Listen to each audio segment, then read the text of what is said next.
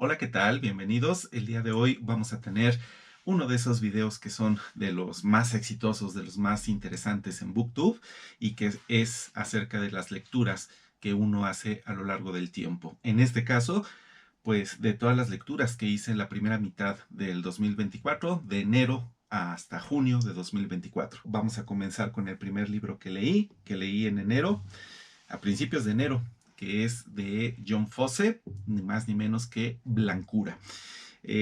Bueno, pues es un libro que yo compré cuando muy recientemente, apenas un par de días antes, le habían dado, o algunos días antes, le habían dado el premio Nobel a John Fosse. Entonces pues se me hizo interesante zambullirme un poquito en las cuestiones de algunas de sus obras más representativas, o en este caso de las más recientes, el libro de Blancura. Y dije, pues está bien, es un libro muy delgadito, me sirve mucho, me servirá mucho seguramente para introducirme a la literatura de John Fosse.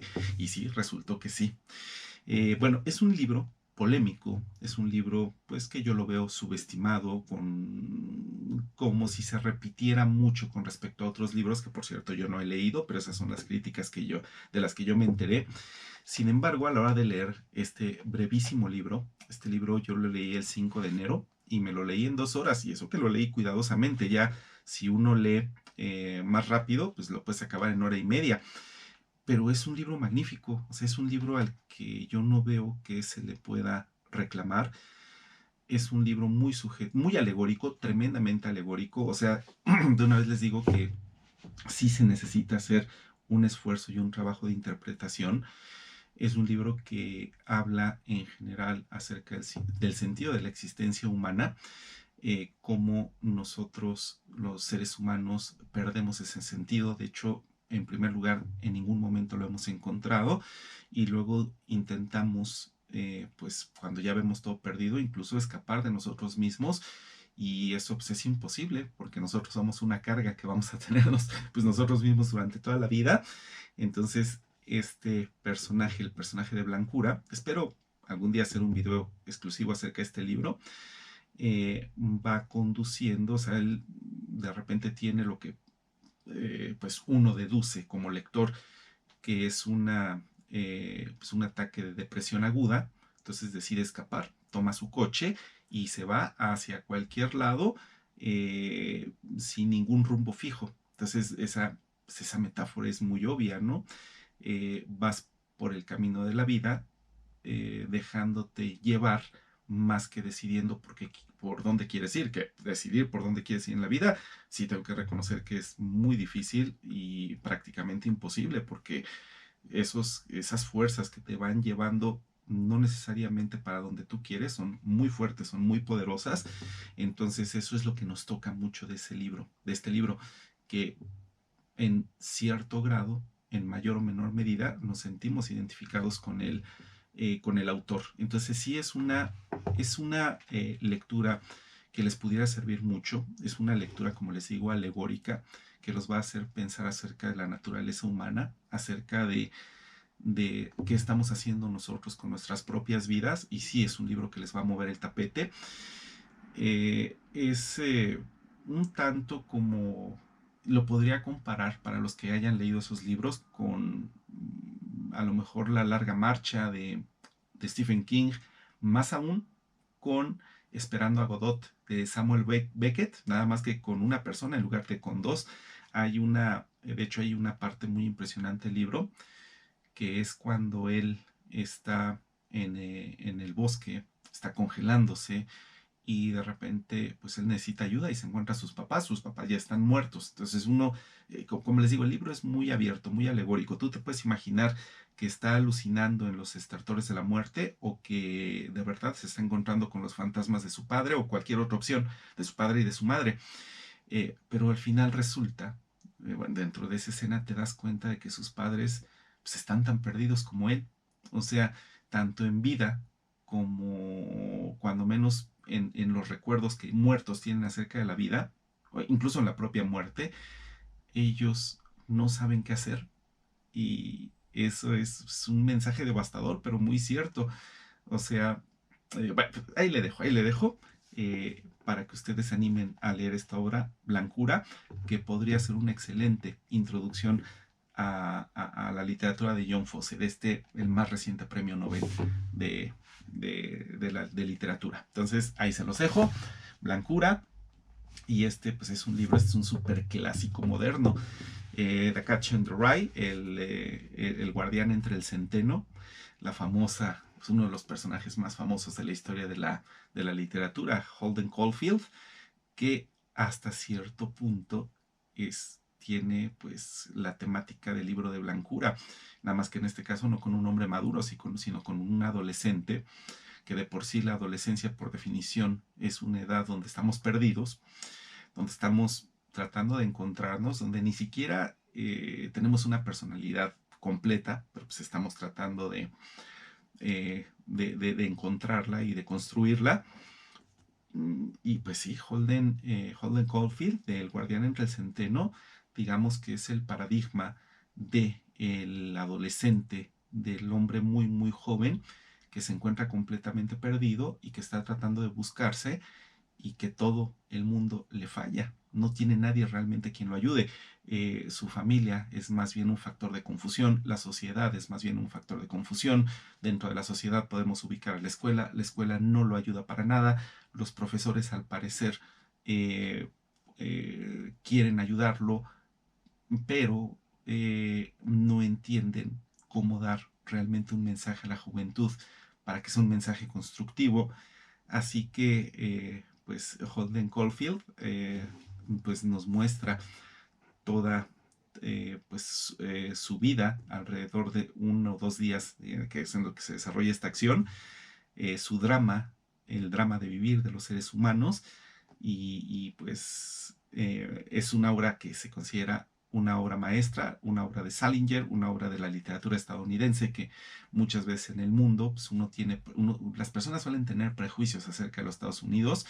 Hay muchas personas que odian a los Estados Unidos y por lo tanto rechazan la literatura estadounidense, pero yo les diría, inténtenlo, inténtenlo. Es un libro que te deja muchísimas cosas, que te hace reflexionar acerca de nosotros durante nuestra juventud y que nos hace ver a los jóvenes de una manera distinta. No necesariamente porque los jóvenes tengan razón, no es que tengan razón o no la tengan, que muchas veces no la tienen, simplemente comprenderlos en esa búsqueda tan desesperada que están haciendo de aceptación social, de construcción de su personalidad, esa búsqueda de amor, esa búsqueda tan tremenda que tienen de impresionar a los demás, sí nos hace reflexionar muchísimo acerca de ese tipo de cuestiones. Entonces, y una cosa ya finalmente, una cosa adicional, les recomiendo mucho la lectura en inglés. Si ustedes saben más o menos algo de inglés, como este libro está escrito desde la perspectiva de un adolescente,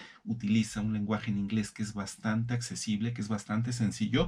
Los modismos son la mayor dificultad que se van a encontrar, y más porque este libro pues ya es un libro que tiene su buena cantidad de años, sigue siendo el siglo XX, así que uno de los libros prohibidos, por cierto, y que muchas personas asocian con violencia tremenda. Por ejemplo, pues el asesino de John Lennon era un admirador de este libro y era un admirador tremendo de Holden Caulfield, del protagonista. Entonces, ahí se los dejo. Es un libro que nos ayuda mucho a conocernos a nosotros mismos. Y que pues sí, hay que reconocer que por mucho que John Fosse sea un premio Nobel, pues Salinger está pues un nivel por encima de eso. Ya es un autor eterno. Entonces aquí tenemos El guardián entre el centeno. Incluso por ahí hay un capítulo de La ley y el orden que está completamente inspirado en la vida, digamos, en Holden Caulfield. Muy bien, vámonos con el siguiente. Y el siguiente es pues de Rostros del Mal, que hace mucho que no leo un libro de Rostros del Mal. O sea, miren cómo ya los fui dejando porque estoy muy metido con los clásicos, con los libros más difíciles de todos. De hecho, entre los clásicos me estoy metiendo con los libros que tienen la fama de ser más difíciles. Bueno, Talat Baha, pues era más bien digamos que su estatus político allá en Turquía. Bajá es más conocido aquí en México, por ejemplo, y en Latinoamérica me imagino, como Pachá o Pachá o Pacha, que era en ese entonces, más o menos cuando se desarrolló la Primera Guerra Mundial, era pues el primer ministro, casi casi el hombre más poderoso de Turquía, y él tenía una cosa que muchos ven como una gran virtud, como una de las grandes virtudes de los seres humanos, pero yo más bien digo que tiende a ser un defecto, que es el patriotismo, incluso mucho más allá del patriotismo, algo que yo creo que es todavía más fácil de demostrar que no es una virtud sino un defecto, el nacionalismo. Entonces él era una persona que amaba con desmesura a su patria, él quería la grandeza de Turquía, y bueno, y por eso mismo, entre más estás fanatizado con la grandeza de tu país, pues más cosas terribles, en la medida en que tienes poder, estás dispuesto a hacer para asegurar que tu país va a ser grande y va a continuar siendo grande. Entonces, hay uno de los eventos más vergonzosos de la historia de la humanidad, es el genocidio armenio. Los armenios, pues ellos eran parte de Turquía, y entonces digamos que ese grupo étnico, los turcos nacionalistas los veían como un estorbo que impedía que Turquía fuera grande, y mientras todos los países del mundo estaban, incluyendo Turquía, por supuesto, estaban distraídos, estaban metidos en la Primera Guerra Mundial y no tenían tiempo para observar a otros países, pues entonces Talat Baja aprovechó para llevar a cabo ese terrible, absolutamente terrible, fue un genocidio. De hecho, la palabra genocidio se creó en el idioma a partir del genocidio armenio, que es una cosa que Turquía no reconoce, ¿eh? O sea, ellos niegan la existencia de un genocidio armenio, e incluso en el sistema educativo oficial de Turquía eso no existe, eso no existe. Entonces yo diría que lo más valioso que tiene este libro, además de eh, dejar vivo o promover que continúe viva la memoria de las víctimas, que merece esa memoria perdurar para siempre, nos enseña mucho, y por sí mismo, por la propia dignidad de esas víctimas, convendría nunca olvidarlas. Pues este libro es valioso porque nos hace reflexionar en la naturaleza del patriotismo y del nacionalismo, porque muchas veces uno si no es un patriota, o uno si no es un nacionalista, pues casi casi te ven como un traidor. Pero bueno, finalmente el análisis de esos conceptos es muy complicado, es algo que pues no podría yo explicar mi concepto acerca del patriotismo y nacionalismo en el breve espacio de este video, así que vamos a dejarlo por ahí. Y si pueden investigar sobre Talat Baja, se llamaba Mehmet Talat, el Pachá, de uno de los pachás de allá de Turquía, el genocida. Entonces les recomiendo mucho la lectura de ese libro por todas las razones que les acabo de decir. Muy bien, y ahora vámonos con el queridísimo Stephen King y dos obras sobresalientes, las que leí. La Expedición es un libro que formaba parte, si mal no recuerdo, de un libro más grande, The Skeleton Crew, así como la tripulación esqueleto, si no me falla la traducción. Y pues ese libro, como era muy extenso, en español lo dividieron como en 4 partes, más o menos algo así por el estilo, y esa es una de esas partes. Son cuentos, son relatos cortos, algunos con más calidad, otros con menos calidad. En general, Stephen King es un autor que satisface a las personas que gustan del género, y además es un autor que nunca se queda en la historia, que siempre la historia te transmite un mensaje que tú debes de desentrañar, y siempre es un mensaje impresionante y muy inteligente, ¿eh? Así que si no ha leído Stephen King, ahí algún día haré un video recomendando alguna de sus obras. Créanme que sí, es uno de esos autores que si tú le das la oportunidad no te va a decepcionar, porque tiene mensajes muy importantes que nos pueden ayudar en nuestra vida. O sea, el terror es un pretexto. La historia, esa nos enseña mucho. Muy bien, entonces aquí en La Expedición, pues el principal relato del libro, así se llama, La Expedición.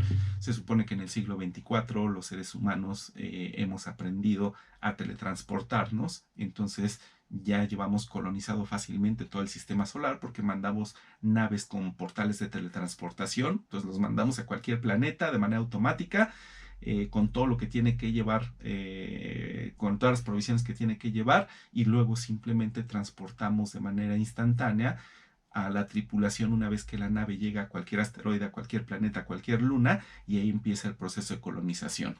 Bueno, nos habla, este es un libro que Stephen King escribió en los momentos que los Estados Unidos estaban sufriendo mucho, porque había escasez de combustible y pues había unas filas enormes en las gasolineras, y los Estados Unidos pues decidieron hacer algo, decidieron independizarse en el aspecto energético, y vean que pues ahora ya son exportadores de energía, especialmente de gas natural, pero bueno, es otra cosa. Entonces vamos a continuar con el libro. Hay una familia, que el papá, la mamá, los dos hijos que se van a teletransportar por cuestiones de trabajo, de una mudanza que tiene que hacer el papá, y entonces el papá, para que no se pongan nerviosos, los distrae contándoles lo seguro que es el salto, este salto de teletransportación.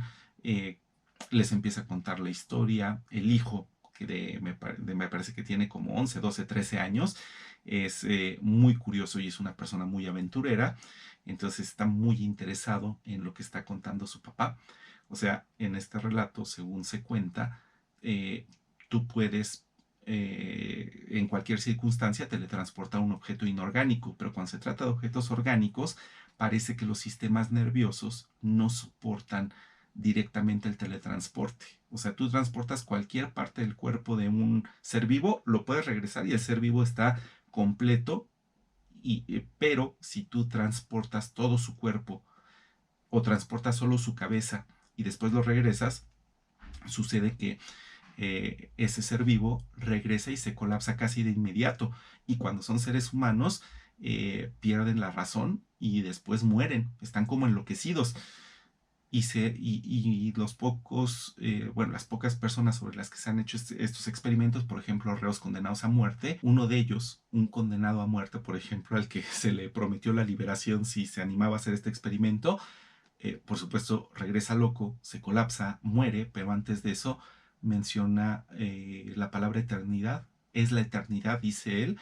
Entonces, pues todo el mundo está aterrado por este tipo de viajes, pero se descubre que si la persona viaja dormida, no pasa nada, nunca, nunca pasa nada. Entonces anestesia a las personas, pueden hacer el salto, y en general los seres humanos están muy acostumbrados ya a este tipo de viajes. Eh, la familia viaja, pero el viaje no es lo que se esperan, y pues sí, al final tú descubres, Stephen King satisface tu curiosidad y te dice qué pasa cuando alguien despierto, de manera muy dramática, qué pasa cuando alguien despierto hace el viaje, el salto de teletransportación.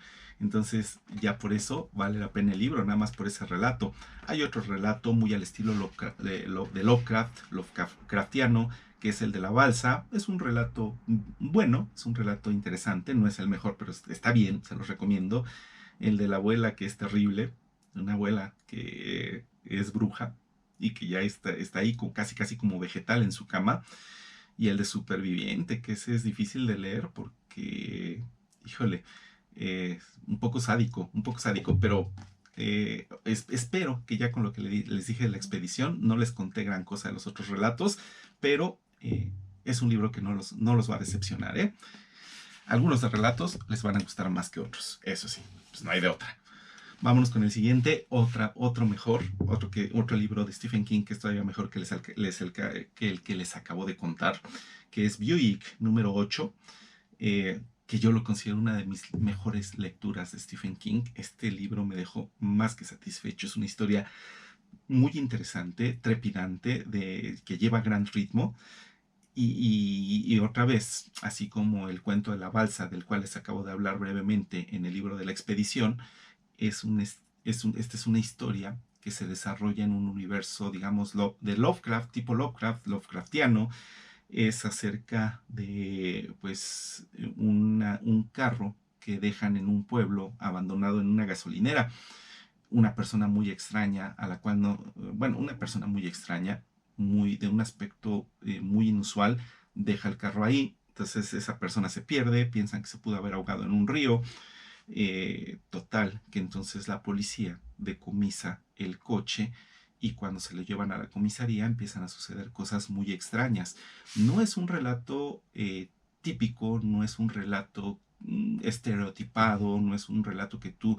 es un relato que te va a sorprender y te va a sorprender muy gratamente, que te va, que te va a llevar, eso sí, te va a dar miedo, sí te va a llevar por pues la genialidad del relato de terror que es capaz de construir Stephen King, aunque esté inspirado por Lovecraft. Finalmente Lovecraft es el segundo autor de terror más genial de todos los tiempos. Luego ahí me andan reclamando si no completo las listas. Yo creo que el primer lugar lo ocupa Edgar Allan Poe, aunque no todos estarán de acuerdo, pero la mayoría sí. Eh, y sí, es un libro magnífico que te deja ver universos de pesadilla. Entonces, pues no les quiero contar más, pero por ejemplo, cuando uno está viendo el título de este libro, sí, es irremediable que en algún momento te venga a la mente otro libro muy célebre de Stephen King, que también trata acerca de un carro, que es Christine. Christine, que es mucho más famoso, yo creo que de una manera totalmente inmerecida. Alguna vez yo planeo hacer una batalla de libros, específicamente entre estos dos libros, Christine y Buick número 8, pero uno de ellos no tiene nada que hacer ante la tremenda calidad del otro. Por más que Christine tenga la fama, Buick 8 es un libro excelente, y si a ustedes les gusta el terror tipo Lovecraft, eh, pues háganlo, léanlo. Y además, pues como les digo, siempre el mensaje por debajo que tiene Stephen King, ese mensaje tan importante, una clave de la existencia humana, que es que en este libro uno de los protagonistas no ven tanto la vida como causa y efecto que tenga sentido. O sea, las cosas que nos pasan en la vida no es propiamente causa y efecto, sino más una cadena de sinsentidos que parece inevitable y que entonces ustedes dirán, ah, pues es causa y efecto. Bueno, no exactamente, pero sí esa manera de ver las cosas por parte del protagonista sumen la existencia humana en el absurdo, y lo peor de todo es que tú te das cuenta que probablemente la vida humana es así, que efectivamente es una cadena de sinsentidos que inevitablemente nos llevan al lugar donde estamos en este momento, y que cualquier cosa pudo haber sido ligeramente diferente y estaríamos en un lugar diferente, y que no fue una cuestión de nuestras decisiones, sino simplemente pues de las cosas que pasaron. Entonces es muy interesante, incluso a nivel filosófico, el libro de Buick número 8. Léanlo, no se van a decepcionar, incluso si no les gusta el terror, y más aún, si no les gusta el terror, yo creo que deberían de estar, eso espero yo, doblemente motivados para leer este libro, porque es una excelente introducción al género. Bueno, pues vámonos con el siguiente libro, que de una vez les digo que es una obra, un libro muy, muy polémico. Se trata de En agosto nos vemos, de Gabriel García Márquez, que es pues el que va a ser casi con toda certeza literalmente el último de sus libros. Ya no habrá ninguno más, pues porque ya se le acabaron las obras póstumas. Y es un libro que ha levantado mucha polémica porque Gabriel García Márquez ya estaba muy disminuido de sus capacidades intelectuales. Le costó muchísimo trabajo terminar este libro. Quedó pues completo, pero quedó sin pulir. Entonces al final García Márquez dijo, este libro no sirve, hay que destruirlo, pero pues sus hijos no lo destruyeron, lo guardaron. Varios años después le dieron una nueva leída y dijeron, el libro no está tan mal, vale la pena, vamos a publicarlo. Lo publicaron y aquí están los resultados. Y pues básicamente los lectores se dividen en dos bandos: los que están encantados, con sus matices, los que están encantados con la publicación del nuevo libro, entre los cuales me encuentro yo, y los que pues prácticamente maldicen a los hijos de García Márquez, los acusan de utilitarismo, los acusan de ser personas avariciosas, que lo único que tienen en cuenta es pues el beneficio económico tan tremendo que obviamente van a sacar a partir de la publicación de este libro. Ahora, a ver, ¿qué opino sobre ese tema? Me gustaría dar la opinión completa en un video exclusivo acerca de este libro, Pero yo creo que sí estuvo bien que lo publicaran. En primer lugar, yo les podría decir que el libro no está nada mal. No es la obra maestra de Gabriel García Márquez, pero es un libro que está bien y del que se aprende mucho. Pero más allá de eso, yo no estoy de acuerdo en general con los autores, con los escritores, cuando dejan demasiadas instrucciones acerca de sus obras. Por ejemplo, hay autores, como es el caso de Salinger con El guardián entre el centeno, que me parece que dejó instrucciones muy precisas de que él no quería, no daba los permisos, ni siquiera de manera póstuma, para que se hicieran películas acerca de su libro. Entonces claro, hay bandos, hay quienes están de acuerdo con Salinger, hay quienes no están de acuerdo, y pues esto no es una cuestión científica a la cual se pueda llegar a una respuesta definitiva y cuantitativa, es una cuestión más bien filosófica. Se dan argumentos en favor o en contra de una o de otra posición, y yo soy de los que opina que las grandes obras hasta cierto punto dejan de ser propiedad del autor, filosóficamente hablando, y se convierten en propiedad de todo el mundo, se convierten en propiedad de la humanidad. Eso es en primer lugar. Entonces, legalmente, por supuesto que durante décadas el autor va a tener la propiedad de la obra, pero filosóficamente yo creo que al mismo tiempo esa obra se convierte en propiedad de todo el mundo. Habrá quienes estén completamente en desacuerdo conmigo y que incluso me van a reclamar mucho aquí en los comentarios, pero bueno, déjenme fundamentar un poquito más esta posición, eh, porque hay otra cosa que yo tengo que decir. Yo creo que más allá de la indudable propiedad que los autores, que los escritores tienen sobre sus obras, yo creo también que los autores deben de dejarnos de tratar a los lectores como si no pudiéramos tomar nuestras propias decisiones. O sea, finalmente, si un libro se hace película, a quien le corresponde decidir si solamente va a leer el libro o si solamente va a ver la película o si va tanto a leer el libro como a ver la película, pues esa decisión le corresponde al 100% a la persona.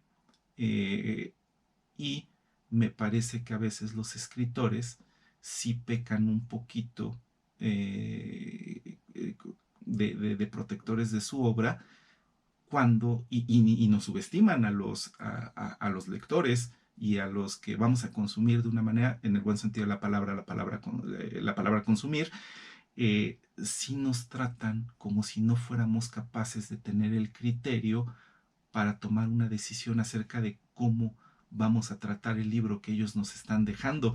E incluso eso es una contradicción. O sea, tú estás escribiendo un libro que tú esperas que tus lectores entiendan, pero al mismo tiempo estás dejando instrucciones para que ciertas cosas sí se hagan y ciertas cosas no se hagan, y también estás tratando al mismo tiempo a tu lector como una persona incapaz, que no tiene la madurez y que no tiene la inteligencia y que no tiene el criterio para tratar la obra como él cree que debe de ser tratada.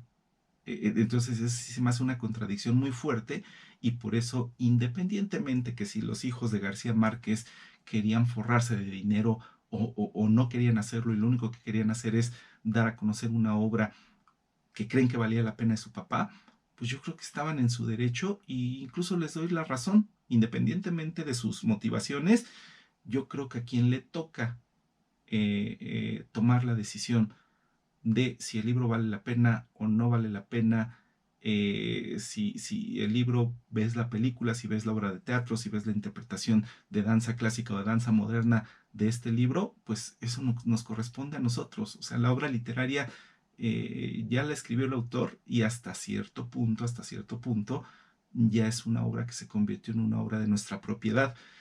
Y eso es lo que tengo que decir acerca del tema. Entonces, yo sí soy de los que piensa que estuvo muy bien que este libro se publicara.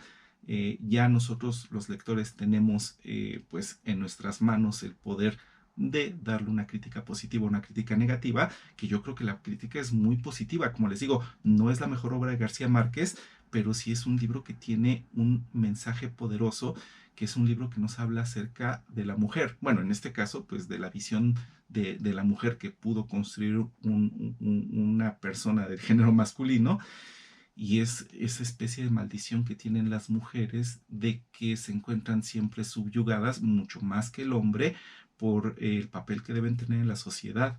O sea, ellas tienen que ser obedientes, tienen que tener un cierto papel. Si no tienen ese cierto papel, se les estigmatiza, se les demoniza, y hasta cierto punto esto es una visión, es una maldición que con que las mujeres cargan desde el mismo inicio de lo que hoy es nuestra cultura en tiempos bíblicos con Adán y Eva. Y es un libro que sí te hace reflexionar mucho acerca de esa maldición, y que probablemente a los hombres nos haga reflexionar acerca de la libertad que deben tener las mujeres, que ni permiso nos tendrían por qué estar pidiendo. O sea, a mí se me hace absurdo andar abogando por la libertad de las mujeres, y que en principio tengan el derecho, sin ser estigmatizadas, a hacer lo mismo que hacemos los hombres. Pues, ¿por qué tendría uno que darles permiso? O sea, pues es algo que simplemente tendrían que ir por su libertad y ya, sin andarle dando explicaciones y sin andar pidiendo permisos de ningún tipo. Pero finalmente no todo el mundo ve así las cosas.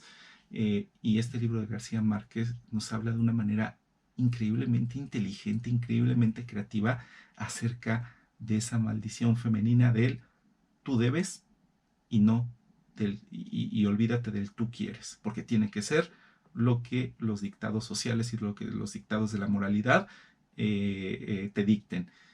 Y ese libro nos habla acerca de algunos otros temas, pero te deja muy satisfecho. Tú dices, híjole, si este es el García Márquez disminuido, pues ¿cómo será para los que, cómo será el que estaba en pleno uso de sus facultades mentales? Entonces, si no han leído nada de García Márquez, creo que este libro está bien para encender su imaginación. Eso sí, se ha dicho claramente, no es para nada la mejor obra de García Márquez. Muy bien, vamos con el siguiente. El siguiente, otra vez Rostros del Mal, aquí una racha de dos. Klaus Barbie, el carnicero de Lyon, creo que así se pronuncia en francés. Bueno, Klaus Barbie este es un libro que nos enseña muchísimo acerca de la maldad humana y cómo evitarla, y nos enseña acerca de ella en todos sus matices. Klaus Barbie fue un torturador, específicamente fue un torturador, un mando medio del régimen nazi, que luchó en contra de la resistencia francesa. Se hizo famoso especialmente porque fue el verdugo de uno de los principales participantes en ese momento de la resistencia francesa. Eh, pues vale muchísimo la pena este libro, porque sí, les digo que nos hace reflexionar acerca de cómo nosotros somos los verdugos de los demás, en ocasiones por principios filosóficos, en ocasiones como por ejemplo el de Klaus Barbie, simplemente por conveniencia. Una persona que se adaptaba a cualquier tipo de filosofía, a cualquier tipo de creencias, con tal de que él obtuviera beneficios concretos, beneficios claros.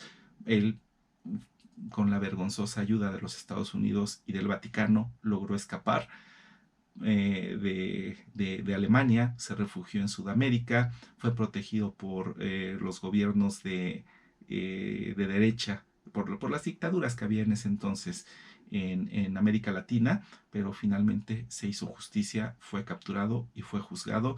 Es pues de esos casos donde el final, si es que se aplica el concepto, tuvo un final feliz, se hizo justicia. Klaus Barbie, lean sobre la vida de Klaus Barbie, es muy interesante y nos deja muchas enseñanzas. Y este libro me gustó todavía más, aunque es mucho menos importante que el de Klaus Barbie. Diogo Alves, que es una persona, bueno, fue una persona española portuguesa, que se convirtió en un asesino en serie. De nuevo, la discusión de qué tanto el asesino en serie y la maldad en general del ser humano, la maldad que todos tenemos adentro, es una cuestión individual que interactúa de manera integral con la cuestión familiar y con la cuestión social, y la interacción perversa de esos tres ámbitos termina generando monstruos como Klaus Barbie y como Diogo Alves, que pues, era una persona de clase baja, una persona que le decían el asesino del acueducto, pues porque había por ahí un acueducto en Portugal, y lo hay, de hecho todavía, muy famoso, en el cual él cometía sus asesinatos y los hacía pasar por suicidios. Finalmente lo capturaron, le hicieron un estudio hacia Diogo Alves, y al final sucedió algo muy interesante con él, porque su historia de vida es apasionante, independientemente de que él fuera un monstruo, ¿eh? pero al final cuando se le condenó a muerte, pues a su cadáver se le decapitó y su cabeza hoy en día flota en formol en un museo, pues como una manera de estudiar.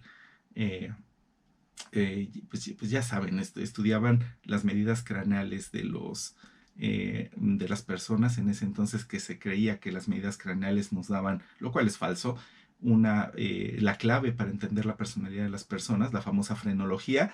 Pues ahí la cabeza se conservó y se puede ver hoy en día, se puede buscar por internet, por cierto, pero una de las cosas más increíbles y que a mí más me sorprendieron de este libro, bueno, en primer lugar, es que no se tiene certeza realmente de que lo que haya hecho Diogo Alves, esas monstruosidades, de verdad las haya hecho. Hay ciertas dudas, se ha hecho cierto revisionismo histórico acerca de su vida, y ni siquiera se sabe si esta cabeza, que es la cabeza cortada, la que viene aquí en la portada, es realmente la cabeza de Diogo Alves, porque las descripciones escritas que tenemos de la época no coinciden con la cabeza que actualmente tenemos. Entonces se piensa que puede ser la cabeza de otra persona, y hasta ahorita pues es un misterio que continúa y que pues no se ha resuelto. Entonces, Klaus Barbie es un personaje más importante para entender la maldad humana, pero la vida de Diogo Alves es en cierta manera más apasionante y levanta más curiosidad en el lector que la vida de Klaus Barbie. Muy bien, ahora vámonos con un super clásico, uno de los mayores clásicos de la historia de la humanidad, El paraíso perdido de John Milton. El paraíso perdido, que pues es John Milton es un personaje un poquito posterior a Shakespeare, entonces siglo XVII, los 1600 y tantos, y es una persona que tuvo una vida política muy intensa. Al final su bando político fue derrotado, él terminó en desgracia, terminó prácticamente en la pobreza, pero su obra se volvió inmortal. Pues El paraíso perdido es una obra que yo les recomiendo mucho. Narra cómo fue que los seres humanos, bueno, narra la creación del universo, narra, pero sobre todo, ante todo, narra de una manera que ustedes no se deberían de perder, cómo fue la batalla en el cielo, el levantamiento de los ángeles comandados por Lucifer en contra de las fuerzas angélicas leales a Dios.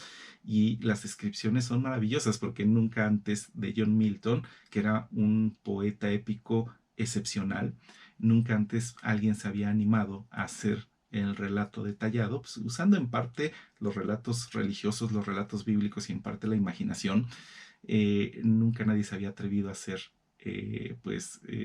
digamos que la narración de esa batalla, que pues, es la batalla épica entre las batallas épicas, eh, y, y, y sí te estimula, o sea, es casi casi como si tú estuvieras viendo las imágenes, te enciende mucho la imaginación John Milton, y nada más por eso vale la pena el libro, pero de principio a fin, desde que los demonios, que ahora ya se convirtieron en demonios, los ángeles caídos, llegan al infierno, están en un lago de lava, están inconscientes, me parece que por una semana, caen también durante muchísimo tiempo, y ahí las descripciones que hacen de estos ángeles caídos te mueven muchísimo a nivel emocional. Después, cómo se hace esta asamblea entre los principales seguidores de Lucifer, ahora Satanás, el adversario, y deciden vengarse de Dios, hacer la batalla contra Dios, continuarla, y específicamente en contra de su más reciente creación, que es el ser humano, que se encuentra en el paraíso. Entonces Satanás tiene que, para llegar al universo donde está, pues, el universo humano, el recientemente creado universo humano, él tiene que salir del universo del infierno y tiene que pasar por el caos. Es un viaje épico donde al final se encuentra con sus hijos y su esposa, la muerte y el pecado, tiene una batalla con ellos, una batalla épica también, pero al final se reconocen como del mismo bando. También se encuentra con el propio caos, al cual que se encuentra muy enojado porque para construir el universo humano Dios le arrebató una gran parte de su imperio, una gran parte del espacio físico que le correspondía, y finalmente como el diablo pues consuma la tentación de Adán y Eva. Hay un pasaje que a mí me da muchísima risa, porque Adán y Eva están dormidos y entonces Satanás, para tentar a Eva, se posesiona del sapo, entre las criaturas del paraíso, y se acerca al oído de Eva y le empieza a hacer, digamos que le empieza a llenar su mente dormida con ideas, pero los ángeles lo descubren, lo detienen cuando menos en ese momento, lo detienen a tiempo, entonces lo pican y retoma digamos que su forma de ángel caído. Esa escena es chistosísima en ese sentido, pero pues digamos que el sentimiento que te genera, pues es el que te genera este libro, es el sentimiento que te generan las mayores obras épicas de la historia de la humanidad. Es un sentimiento increíblemente sublime de adentrarte, cuando menos a través de tu imaginación, en tiempos tan antiguos que fueron tan definitorios para la historia de la humanidad, cuando menos en nuestra imaginación. Y ese es El Paraíso Perdido. Y de paso les digo que aquí tengo la versión en inglés. No leí la versión en inglés, es mucho más difícil que, por ejemplo, leer el nivel de inglés de Salinger en El Guardián entre el Centeno. Esto pues necesitaría ser un completo experto en el idioma inglés para poder entenderlo. Pues imagínense, poesía del siglo XVII y poesía además. Así que las notas explicativas de esta edición Penguin fue lo más valioso, lo que más consulté para apoyarme en la comprensión de esa otra obra. O sea, no fue propiamente el texto, más que en una mínima cantidad, fueron sobre todo las notas explicativas.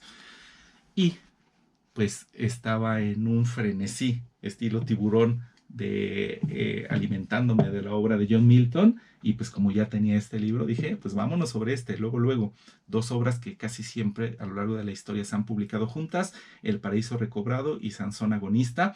Son dos obras que seguramente no van a disfrutar tanto como El Paraíso Perdido, que es la obra cumbre de John Milton, pero pues son las últimas obras que escribió, como Adán y Eva hicieron que la especie humana perdiera el paraíso, y El Paraíso Recobrado es un libro épico, raro en el sentido de que es épico y al mismo tiempo como que no lo es, pero no pierde calidad. Es una narración, como les digo, de cómo recuperamos el paraíso a través de la llegada del Salvador, de la llegada de Jesús, cómo él se va 40 días al desierto, y ahí digamos que la batalla épica que se entabla es entre él y Lucifer, que una vez que tuvo éxito con Adán y Eva, mucho tiempo después regresa con Jesús para tentarlo, el Hijo, y es que fue, por cierto, en la batalla que se narra en El Paraíso Perdido. Es una batalla de 3 días entre los ángeles de Dios y los ángeles de Lucifer. Es una batalla donde el primer día ganan las potencias angélicas leales, el segundo día pues también lo ganan, pero al principio van perdiendo en contra de los ángeles demoníacos, y el tercer día está reservado para el lucimiento del Hijo. En esa narración Dios tiene al Hijo, que entonces no se llama Jesús, eso viene después, es simplemente el Hijo, y le deja la gloria de ser aquel que por sí mismo y por sí solo derrote a a las poderosísimas huestes de Satanás, y lo hace de una manera que ahí sí es verdaderamente épica. No se pierdan la lectura, por favor, del Paraíso Perdido, y ya El Paraíso Recobrado es, digamos, un hijo que ya toma forma humana, entonces pierde gran parte de su sabiduría, y aún así queda con mucha sabiduría, pierde gran parte de sus recuerdos, no es lo mismo que cuando estaba en el paraíso con Dios, y entonces es una batalla épica, intelectual y de fe entre el Hijo hecho carne, entre Jesús y Lucifer o Satanás, como le quieran decir. De eso se trata El Paraíso Recuperado. Y finalmente Sansón Agonista es una obra pues donde narra pues ese relato que se conoce muy bien del Libro de los Jueces, si mal no recuerdo, donde pues Sansón fue un juez de Israel, y cómo se enfrentó contra sus enemigos. Entonces es un libro muy interesante, y además es un libro cargado de política. O sea, John Milton no dejaba de meter la política de su tiempo, una crítica muy sutil y al mismo tiempo devastadora. Él era un libertario tremendo. Para él, digamos que pues lo básico y al mismo tiempo lo más importante, el valor que define al ser humano, es la libertad. Y esa adoración por la libertad se refleja en todas sus obras, es definitoria para sus obras y a través de ese tipo de conceptos no deja de criticar la política de su época. Vamos con este libro que se llama La mujer sin rostro, la Yurei Otake, que es una colección que aquí en México está sacando RBA. Es una colección que yo no voy a hacer completa porque nada más voy a comprar los libros sobre fantasmas japoneses, sobre yokais, sobre yureis. Y fíjense que es una muy buena adaptación, es una muy buena novelización, por decirlo así, de las leyendas japonesas, en este caso de leyendas de fantasmas, que es súper apasionante, es un libro muy agradable de leer, terrorífico, que nos habla acerca de una mujer y su bebé, que pues la mujer se ve obligada a entrar a los terrenos donde supuestamente una yurei habita, pero pues ella cree más en el dinero que en la existencia de los yurei, de estos terribles fantasmas, peligrosísimos fantasmas japoneses, y pues se decide a hacer el viaje al santuario donde vive esta yurei, y más o menos con eso tiene que ver la historia. El ambiente en un Japón tradicional, esta novela, el ambiente es un ambiente mágico al cual te sientes efectivamente transportado al Japón tradicional, al Japón folclórico. Entonces sí vale muchísimo la pena, nada más que este sí no se va a poder conseguir en todos los países porque pues está saliendo en España, está saliendo en Argentina, en Perú, en México, no estoy seguro si en Chile. Eh, sí, creo que sí en Chile. Entonces sí va a ser difícil conseguirlo para personas que no vivan en los lugares donde está saliendo esta colección, que apenas es el primero que sale de Yureis, es este, porque como les digo, los demás están saliendo acerca de diferentes leyendas del Japón. Vámonos con este. Uy, este es un libro muy intenso, es un caso real. Es el caso de, bueno, se llama El Invencible Verano de Liliana, de Cristina Rivera Garza, que es una escritora que actualmente tiene mucha trayectoria, es una buena escritora. Acaba de sacar el premio Pulitzer precisamente por este libro, donde nos narra lo que le pasó a su hermana en 1990, que era una estudiante de arquitectura era una estudiante de arquitectura aquí en México, y pues lo que le pasó es una cosa verdaderamente horrible, verdaderamente espantosa.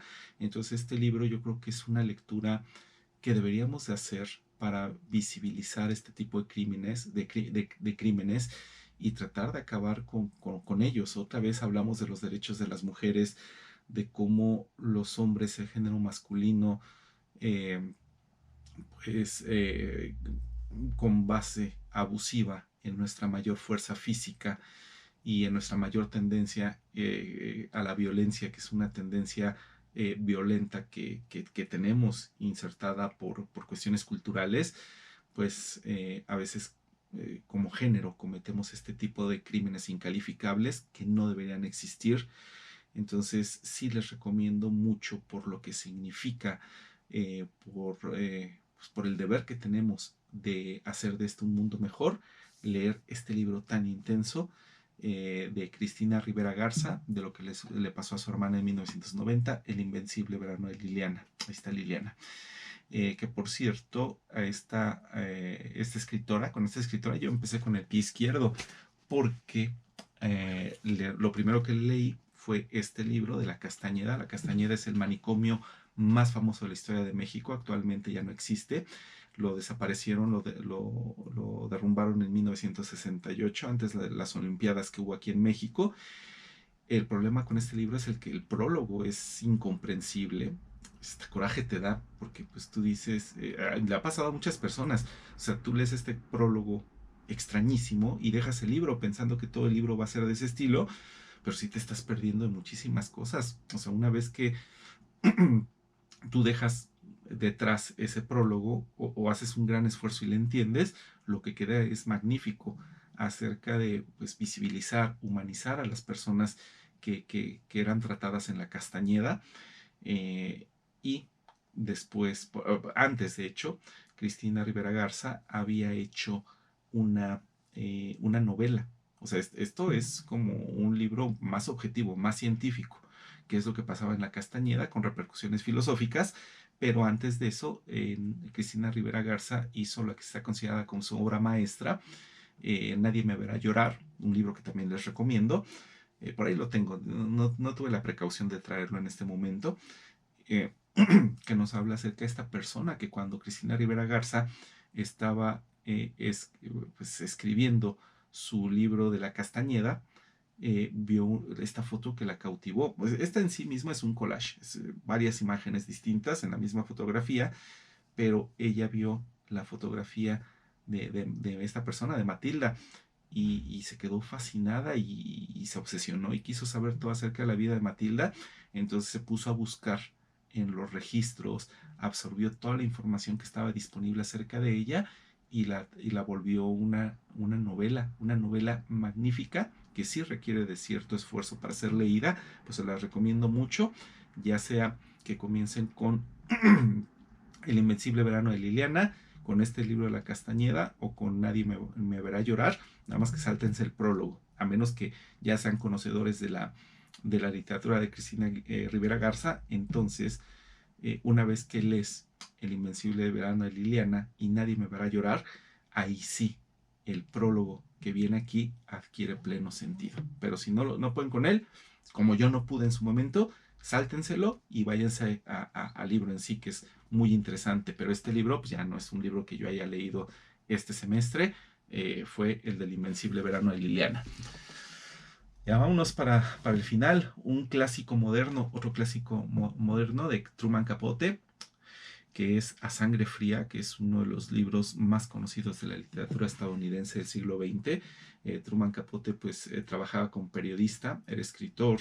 A él le cautivó mucho la imaginación un crimen que hubo en un poblado de Kansas, que se llama Holcomb, así se llama, y a mediados de noviembre de 1959 se dio pues el crimen, un crimen horrible sobre 4 miembros de una familia, y fue un crimen tan atroz que las autoridades del estado de Kansas comenzaron la cacería del individuo o de los individuos que cometieron ese crimen. En ese entonces no se sabía, y pues, finalmente la cuestión llegó a su fin. No quiero hacerles demasiados spoilers, pero todo el proceso desde los antecedentes de la vida de la familia Clutter. Los Clutter son los protagonistas de esta novela, que está completamente, pues narra los hechos tal y como fueron.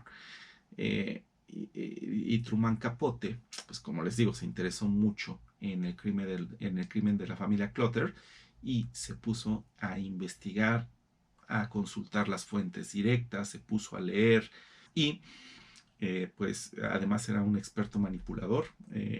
Truman Capote era una persona fascinante, con una voz y una manera de hablar increíblemente extrañas, pero finalmente al asesino o a los asesinos los entrevistó, se ganó su confianza, especialmente la de uno de ellos, y pues salió, pues le soltaron toda la sopa, le soltaron toda la información, y estas personas, estos asesinos, creo que parte de la importancia del libro es entender cómo los seres humanos nos convertimos en monstruos. De nuevo, una falla, una combinación de 3 niveles: el nivel del individuo, el nivel de la familia y el nivel de una sociedad donde todo es disfuncional a todos los niveles, y pues se crean este tipo de monstruos humanos que fueron los que cometieron estos crímenes. Entonces, sí les recomiendo mucho, porque la lectura de este libro nos deja enseñanzas que finalmente hacen de este mundo un mundo mejor, porque a nosotros nos hacen mejores seres humanos al comprender este tipo de dramas. Muy bien, entonces los dejo un completo clásico del siglo XX, A Sangre Fría, el libro más conocido de Truman Capote. Truman Capote, como le decían allá en Estados Unidos. Y ahora vámonos con otro gran clásico del siglo XX de la literatura estadounidense, un libro que se considera más clásico todavía que A Sangre Fría de Truman Capote, El ruido y la furia de William Faulkner, que nos habla acerca también de lo mismo, aquello en lo que tanto insisto, como el drama humano es una combinación de lo individual, lo familiar y lo social. Pues en este caso nos habla acerca de una familia ficticia que vive en Mississippi, en el sur de los Estados Unidos, una familia sureña, después de que el sur de los Estados Unidos pues perdió la guerra civil, se prohibió la esclavitud y la esclavitud era la base sobre la que funcionaba todo. Toda la sociedad y la familia y los individuos en el sur de los Estados Unidos en ese entonces. Así que este libro pues termina siendo un análisis muy profundo de la naturaleza humana a través de las vivencias de esta disfuncional familia, que es una de las familias más conocidas e importantes del mundo de la literatura, la familia Compson, con el padre y la madre que están completamente perdidos y que los hijos en general también están perdidos. Es una obra muy difícil, uno de los libros más difíciles de todos los tiempos. Por ahí hice ya un video que les recomiendo mucho y se los dejo en las pantallas finales analizando El ruido y la furia.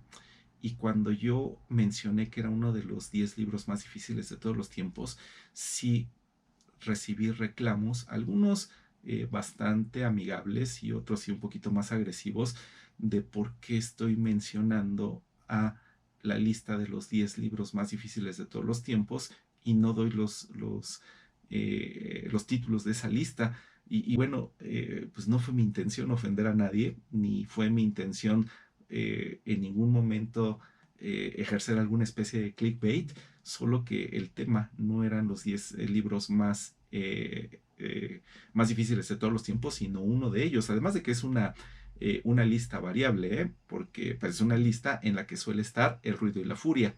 Bueno, incluso les puedo ir dando el nombre del que está considerado el libro más difícil de todos los tiempos, el número 1 de la lista, ¿no? Comparado con ese libro, este parece una lectura para niños, muy sencilla, muy directa y muy fácil.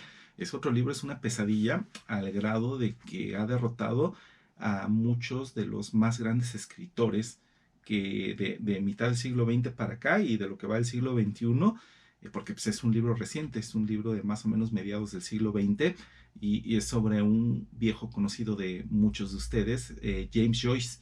Y ustedes dirán, pues es el Ulises. No, el Ulises es uno de los 10 libros seguramente más difíciles de todos los tiempos, pero hay uno que escribió James Joyce que supera por mucho a la complejidad del Ulises. Entonces imagínense nada más qué pesadilla es ese libro. Aquí lo tengo, se los enseño. El Finnegan's Wake de James Joyce.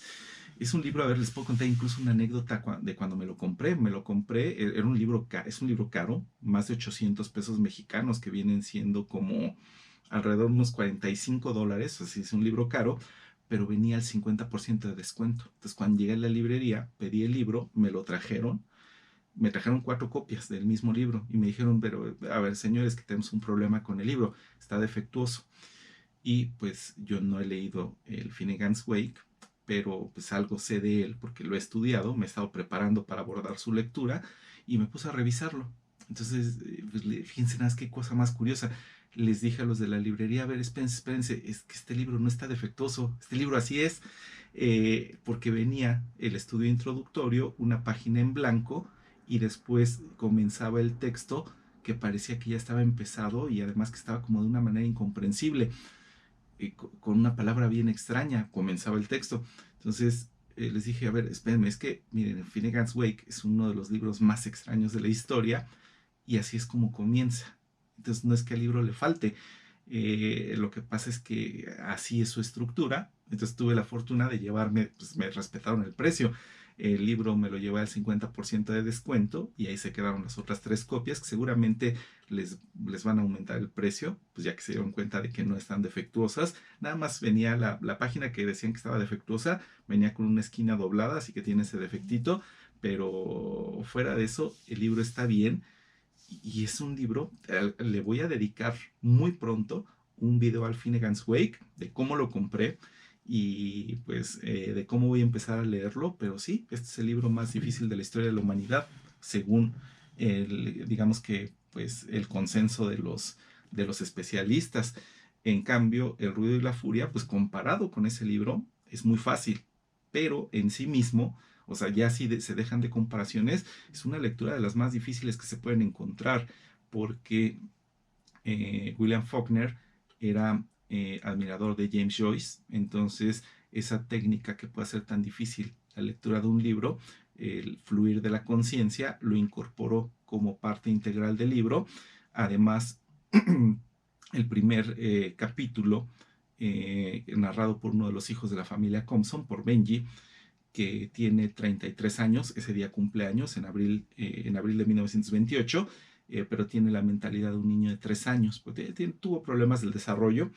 Entonces el libro está, el primer capítulo de 4 está narrado desde el punto de vista de este protagonista, y como no entiende el paso lineal del tiempo, va dando saltos en el tiempo que pueden hacer la lectura, de hecho no que la pueden hacer, que hacen la lectura bastante difícil, bastante desafiante, porque cualquier estímulo externo, que puede ser un olor o una imagen que él vea, va haciendo que tenga recuerdos y va saltando a diferentes partes de su pasado y de repente llega al presente. Entonces es un libro muy difícil, muy desafiante, pero que te enseña mucho acerca de, otra vez, un aspecto negativo de la sociedad humana, de las familias y de los individuos, pues la degradación moral y la degradación a todo nivel, de todos esos niveles. Muy bien, entonces les recomiendo mucho una de las grandes obras de la historia de la humanidad, El ruido y la furia de William Faulkner. Y ya casi, casi para terminar, porque hay un libro que tengo ahí todavía escondidito, está este libro, que es una lectura de divulgación de la ciencia, de Antonio Damasio. Antonio Damasio lo conocen los que gustan de libros relacionados con neurología, psicología y cosas así por el estilo. Yo les podría decir que es uno de los más grandes genios científicos de la actualidad. Es un neurólogo que no les voy a contar mucho acerca de este libro. A lo mejor en su momento voy a hacer un especial sobre las lecturas de los libros de Antonio Damasio, pero es un investigador acerca de cómo se da el proceso de la conciencia humana, cómo es el proceso de toma de decisiones de los seres humanos, la importancia de los sentimientos para el funcionamiento de la racionalidad, que parecen dos cosas completamente opuestas, pero no puede la racionalidad funcionar sin la intervención de los sentimientos. Entonces es uno de mis más grandes ídolos, y este libro pues, me lo compré en oferta, es una super oferta, casi casi me dijeron, toma, te lo regalamos, no exactamente, pero sí fue un precio muy accesible, y algún día les contaré más sobre mi ídolo, Antonio Damasio. Y ustedes dirán, pues eso es todo. Pues no, mi más reciente lectura la tengo aquí, y este libro maldito, híjole, Madame Bovary. Yo no me imaginaba que, o sea, nunca había investigado sobre Madame Bovary, quería que fuera una sorpresa para mí mismo. Qué libro más perturbador, qué libro está considerado como la mejor, por muchos, como la mejor novela de todo el siglo XIX. Es una de las cumbres de la literatura. Híjole, es que a lo mejor de todos los libros que les he presentado el día de hoy, a lo mejor solamente El Paraíso Perdido puede rivalizar en cierta medida con Madame Bovary, pero es un libro del cual no les quiero decir mucho porque voy a hacer un video muy pronto, un video acerca de qué trata este libro, de qué es, de cuáles son sus repercusiones, pero es un libro de Flaubert. eh, Híjoles, devastador este libro. Eh, no les quiero decir quién era Madame Bovary, qué hizo. Les puedo decir que es una mujer que luchó encarnizadamente por su libertad, pero es una persona que no tenía las herramientas para salir victoriosa, para salir airosa de esa lucha. Eso es lo que les voy a decir acerca del libro, pero es un libro que yo veo muy influenciado por el Quijote. Es una especie de Quijote francés del siglo XIX, pero en mujer. Sí te perturba, o sea, te dice, no puede ser que nuestra sociedad sea así, no puede ser que la familia se comporte de esta manera, no puede ser que el individuo caiga a estos niveles y que tenga que recurrir a todas estas cosas por liberarse.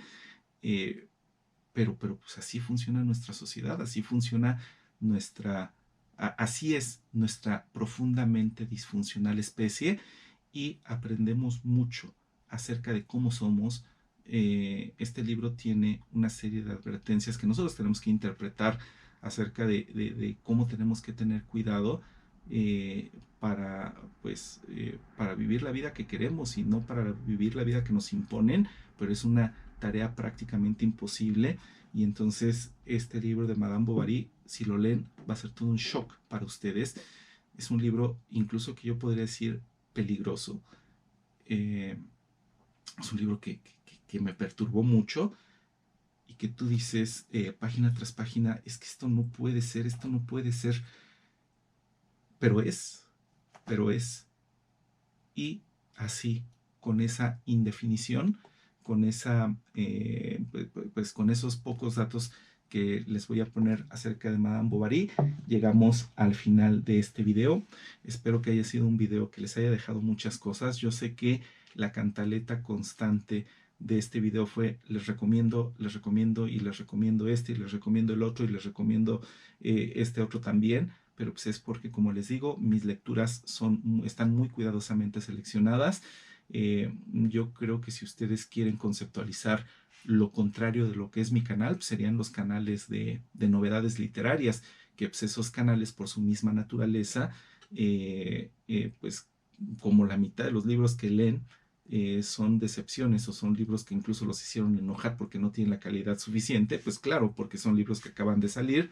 Entonces muchas veces uno se va enterando de si el libro está bien o si está mal a criterio, por supuesto, el que tiene ese canal de YouTube de novedades literarias, pues se va enterando en el momento. Y entonces esos videos, por cierto, son muy exitosos. Libros que leí que me decepcionaron, pero son videos que yo no puedo hacer, pues porque aunque yo sí leo muchas novedades literarias, pues imagínense novedades literarias como las de García Márquez, como las de John Fosse, como las de Stephen King, por ejemplo, como las de Cristina Rivera Garza. Entonces hay muy poco espacio para la decepción de obras literarias en mi canal, pues porque casi todas ya son obras probadas, de las cuales vas a aprender mucho y que te van a satisfacer mucho. Muy bien, pues ya dicho esto, pues no me queda más que despedirme, agradecerles mucho la preferencia por este canal que ya supera los 3000 suscritos. Les agradezco mucho y nos vemos en un próximo video. Yo soy Roberto, hasta pronto.